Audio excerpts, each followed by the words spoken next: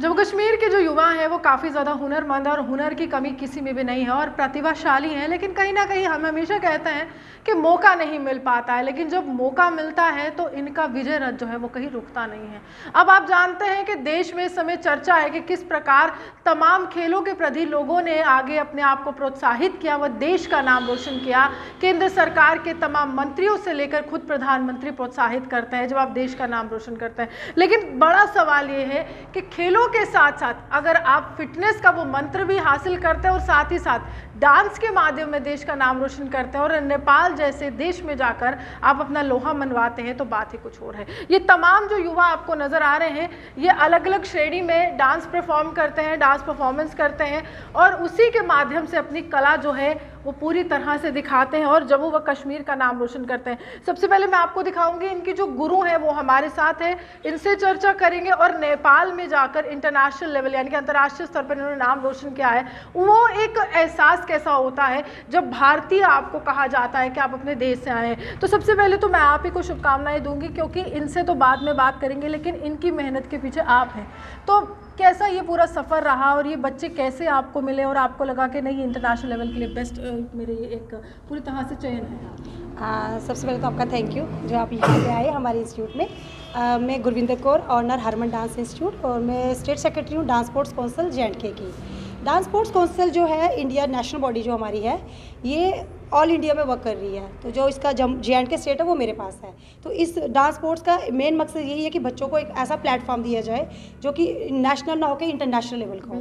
तो मैं पिछले 4-5 साल से इस एसोसिएशन के साथ जुड़ी हुई हूँ। तो इसको जो प्रेसिडेंट हैं रजनीकांत सर जी हैं, जिन्होंने एक इतना बड़ा मंच दिया है हमारे इंडिया के बच्चों को कि हम सब बच्चों को एक मंच में इकट्ठा करके अपने जो इंडिया है उसको बाहर के देशों में अपने कोरोना काल में कुछ आपको मुश्किलें आती हैं क्योंकि वहाँ पर प्रोटोकॉल्स अलग हैं, मास्क आपको यूज़ करना है, सैनिटाइजर, और आपको गैदरिंग नहीं करनी है, सबसे बड़ी बात थी। और इन बच्चों को सिखाना कितना मुश्किल रहता है उस समय? हाँ, बहुत ही मुश्किल रहता है। स्टार्टिंग में जब हम लोगों का ये हमारा लास्ट ईयर हो जाना था इंडो नेपाल, बट वही कोविड की वजह से नहीं हो पाया था। बट हम ये चाहते थे कि बच्चों की प्रैक्टिस रुके, तो इसलिए हम लोग ऑनलाइन क्लासेस देते थे बच्चों को। इसमें मेरे इंस्टीट्यूट के ना होके भी हमारे पास ऑलमोस्ट 7-8 डिस्ट्रिक्ट के जो डिस्ट्रिक्ट से हमारी जम्मू कश्मीर की उनके बच्चे थे। आपने खुद भी एक वर्ल्ड रिकॉर्ड बनाया है।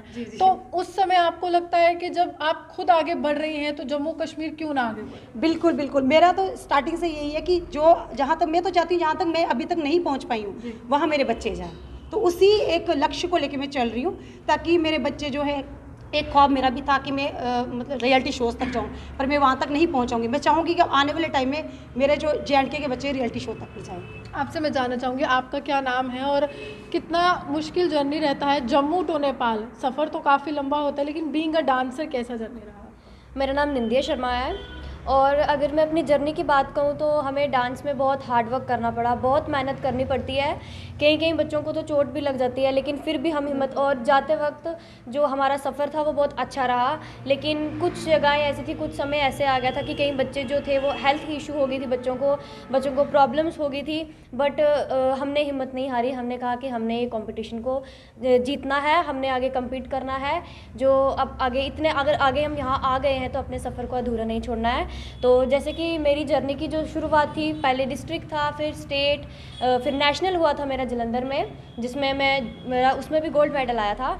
देन उसके बाद मेरी इंटरनेशनल के लिए सिलेक्शन हुई थी, तो जो कि ट्रायल हुए थे सांबा में, और मैं इंटरनेशनल के लिए सिलेक्शन हुई थी। और मैंने कहा कि अब इंटरनेशनल है तो पीछे नहीं हटना, अपना कंपटीशन वैसे ही हम लगातार करते रहे। अच्छा, जब आपको कहा जाता है कि that you were declared as the winner of that competition, तो वो एहसास कैसा होता है हिंदुस्तानी होने के नाते? क्योंकि वो ओलंपिक नहीं है, लेकिन कहीं ना कहीं हम कहें तो डांस को ओलंपिक ज़रूर माना जाता है।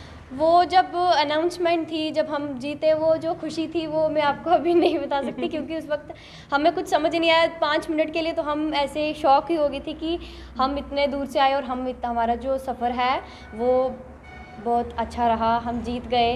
तो प्राउड, हमें आप इंडिया का ही प्राउड है कि हम जीत गए हैं। और कई सारी जो हमारे जो मेहनत है, जो हार्ड वर्क है, वो जो गुरविंदर मैम हैं उन्होंने हमें इतना बड़ा प्लेटफॉर्म प्रोवाइड किया। कई बच्चे हैं जिनको ऐसा प्लेटफॉर्म नहीं मिलता। कई बच्चे जो है, किसी को फाइनेंशियल प्रॉब्लम होती है, कोई बच्चे जिनको पेरेंट्स अलो नहीं करते, लेकिन जो ये यहाँ इस अगर मुकाम तक पहुँचना है तो पेरेंट्स का भी जो सपोर्ट है वो बहुत ज़रूरी है। मैं आपसे जानना चाहूँगी आप कहाँ से ताल्लुक़ रखती हैं और आपका सफ़र कहाँ से शुरू हुआ और अब नेपाल तक पहुँच चुके हैं? मेरा नाम मिताली शर्मा है और मैं राजौरी डिस्ट्रिक्ट सुंदरबनी टाउन से हूँ।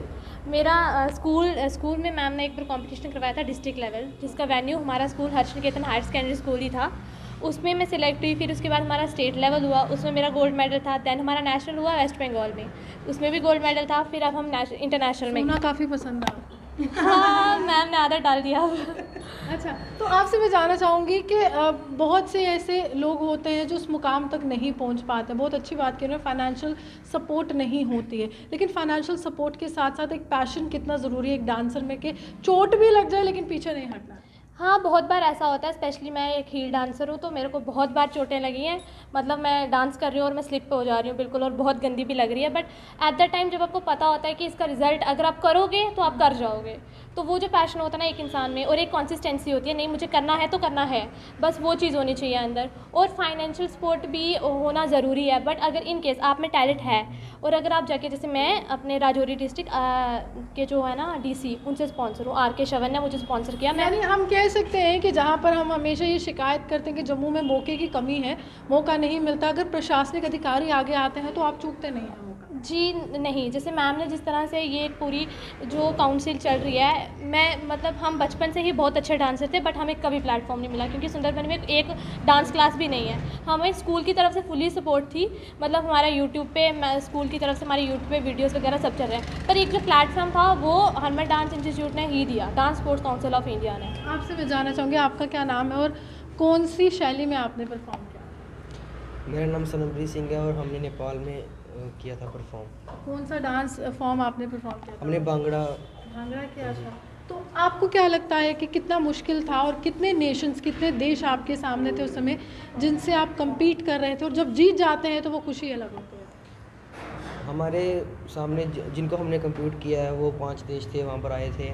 तो जब हम जीते तो हमें बहुत ज़्यादा खुशी हुई कि हमारा इंडिया का और JNK का नाम रोशन हुआ, और हमारे हरमन डांस इंस्टीट्यूट का नाम सबसे ज़्यादा रोशन हुआ जब हम वहाँ पर जीते। पेरेंट्स का क्या रिएक्शन रहा है कि मेरा बेटा नेपाल गया लेकिन सोना लेकर ही आया, बहुत जीत के आया? तो हमारे पेरेंट्स भी बहुत खुश हुए, सबसे ज़्यादा हमारे मैम जो गुरविंदर मैम वो भी बहुत खुश हुए, तो हम सब बहुत खुश हुए। अच्छा, आपसे जानना चाहूँगी आपका क्या नाम है और कौन सी डांस फॉर्म में आपने परफॉर्म किया था? मेरा नाम सौरभ कुमार है और मैं जम्मू से हूँ। मैंने कंटेम्प्रेरी डांस में परफॉर्म किया है। तो इसी के साथ मैंने स्टेट में और नेशनल में गोल्ड मेडल लाया था। तो अभी मैंने नेपाल जाके गोल्ड मेडल लाया। तो इसी के साथ साथ हमारी जो प्रैक्टिस थी वो भी बहुत मुश्किल से होती थी, क्योंकि मैं जॉब करता हूँ, तो उसी वजह से मेरी प्रैक्टिस हो नहीं पाती थी। तो मैं मैम के पास संडे को आता था, इंस्टीट्यूट में प्रैक्टिस करता था। तो इसी वजह से फिर हमारा आगे आगे चलता गया ये सफ़र। अच्छा, इसके बाद कहाँ जाने वाले? इंटरनेशनल लेवल तो टच कर लिया, उसके बाद कुछ है, कोई सपना है आपका? मैम सपना रियलिटी शो में जाने का सपना। रियलिटी शो जी में मैम। जाने का। तो आपका क्या सपना है और आपने कौन से डांस फॉर्म में परफॉर्म किया था और कैसा लगा कि आपने मेडल जीत लिया? मेरा नाम सिमरप्रीत कौर है। मेरा सपना तो ये है कि मैं रियलिटी शोज़ में जा पाऊँ, वहाँ पे परफॉर्म करूँ, एंड वहाँ पे मैं फ़र्स्ट ही आऊँ। एंड मैंने भांगड़ा फॉर्म किया था, एंड और वहाँ पे जब कोई आपका कोई मोटिवेशनल फिगर है आपकी लाइफ में जिसको देखते हैं आप टीवी पे और बहुत इंस्पिरेशन मिलती है कि मेरे को इनकी तरह बनना? मेरे मतलब मैं टीवी में भी काफ़ी है, लेकिन मेरे जो मतलब मैं अपने सामने देखती हूँ वो मेरे गुरविंदर मैम है। गुरविंदर मैम ही मेरे मोटिवेशन है, मतलब उन्हीं को देख के होता है कि मतलब मैं भी उनकी तरह ही बनूँ। चलिए, आपसे मैं जानना चाहूँगी आप कहाँ से ताल्लुक़ रखते हैं और कैसा लगा कि नेपाल में पहुँची हैं लेकिन वापस बिल्कुल मेडल लेकर आए? मेरा नाम प्रीति लंगे है। मैं डिस्ट्रिक्ट रियासी से बिलोंग करती हूँ। मैं एक मिडिल क्लास फैमिली से ही बिलोंग करती हूँ, और मुझे मुझे ये प्लेटफॉर्म मिला है, इसके यहाँ जाने के लायक नहीं थी मैं। और फिर मैंने मैम से बात की, गुरविंदर मैम से, कि मैम ऐसे ऐसे बात है कि मैं नहीं जा सकती हूँ। मैम ने मुझे कहा कि थोड़ी सपोर्ट मैं करूँगी, थोड़ी कुछ आप। फिर मैंने अपने स्कूल वालों से बात की, फिर उन्होंने मेरी सपोर्ट की। डीसी सर हैं जो चरणदीप सिंह जी, उन्होंने मेरी हेल्प की इस चीज़ में, और इन सब ने मेरी हेल्प की वहाँ जाने के लिए। तो आगे क्या सोचा है, आगे कहाँ जाना चाहते हैं? आगे मैं रियलिटी शो में भी जाना चाहती हूँ, पर एक मैंने अभी रियलिटी शो किया भी है, उसमें भी मेरी सिलेक्शन हो गई है इंडिया टैलेंट फाइट में। देखते हैं उसका क्या बनता है। पर मैं ऐसा कुछ करना चाहती हूँ कि जिस गांव से मैं बिलोंग करती हूँ वहाँ तो डांस मतलब कि एक मैं हूँ जो कि मैं डांस करती हूँ, बाकी वहाँ कोई डांस क्लास कुछ भी नहीं है। तो मैं चाहती हूँ कि मैं वहाँ के बच्चों को, उधर के बच्चों का जो टैलेंट है उसको भी मैं आगे लेके जाऊँ, उधर के बच्चों को भी मैं एक अच्छा प्लेटफॉर्म देने की कोशिश करूँगी। चलिए, साफ तौर पर जब आपका गुरु जो है वो गुणी होता है तो जो उसके शिष्य होते हैं वो ज़रूर जो है वो आगे बढ़ते हैं। कुछ ऐसा ही इन बच्चों के साथ हुआ है। ज़्यादातर बच्चों ने जो पूरा श्रेय अपने गुरु को दिया और कहा है कि हम इनकी तरह बनना चाहते हैं, लेकिन एक गुरु के तौर पर तो सफ़र काफ़ी ज़्यादा मुश्किल रहता है, लेकिन जब आप अंतर्राष्ट्रीय स्तर पर अपने देश का नाम रोशन करने की बात सोचते हैं, जिम्मेदारी बहुत बढ़ जाती है। हमारी भी शुभकामनाएं इन सबके साथ, और हम यही चाहेंगे कि ये लोग इसी तरह से, ये जो बच्चे हैं, ये जो युवा है, इसी तरह से आगे बढ़ते रहे और जीवन में बिल्कुल सफलता की सीढ़ियाँ चढ़ते रहे। आप ये आवाज़ बने देखते हैं तो न्यूज़ ऑफ जुम्मू से।